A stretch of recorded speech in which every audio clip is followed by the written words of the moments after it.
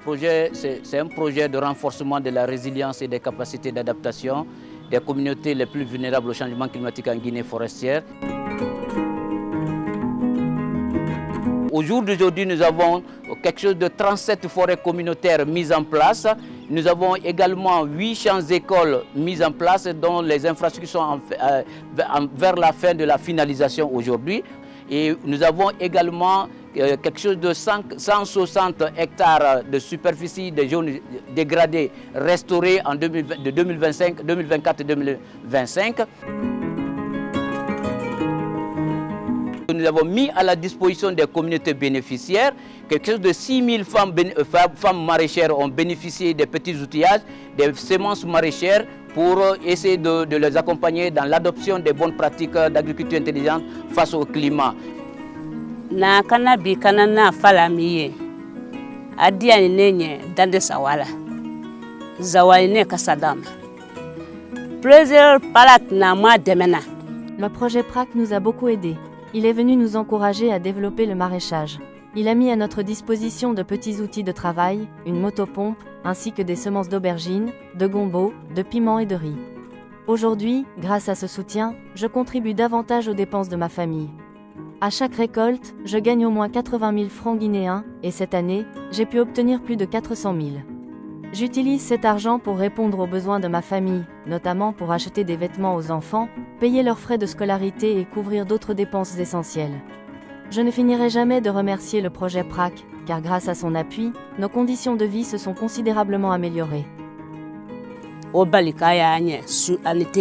Ensuite, pour la composante 2, il y a eu au moins une sélection de 141 micro-projets ont été sélectionnés, dont on est en train de l'UGP est en train d'identifier et de valider ces sites actuellement pour des fins de financement. Ensuite, maintenant, il y a eu au moins 8 guichets communaux d'intrants et de services qui ont été mis en place où on a fait les achats des semences améliorées et adaptées et qu'on a mis à la disposition de ces guichets qui sont constitués avec les conseils d'administration, des comités de gestion et des comités de surveillance qui sont des organes de gestion de ces guichets qui sont en train d'octroyer vraiment des crédits en nature aux paysans multiplicateurs semenciers.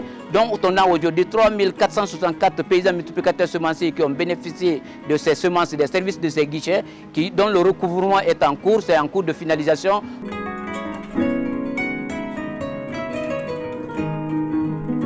En 2025, le projet a essayé d'acheter 3 tracteurs, 24 motoculteurs, 16 tricycles qui ont été mis à la disposition de ces guichets dont les prestations de ces matériels agricoles permettront aux guichets de fonctionner pendant et après le projet. C'est-à-dire nous sommes en train de préparer l'après-projet pendant le projet.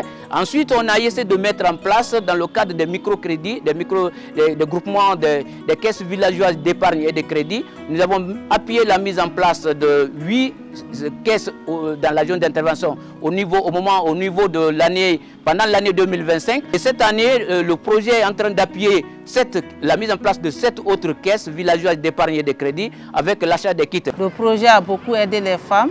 J'ai eu des formations au projet, beaucoup de formations sur le climat, le changement climatique. J'ai eu cette formation. En plus, j'ai eu encore la formation sur le micro-projet, pour les évêques aussi. Le projet nous a formés. J'ai eu cette formation et je suis venue le mettre en œuvre chez nous.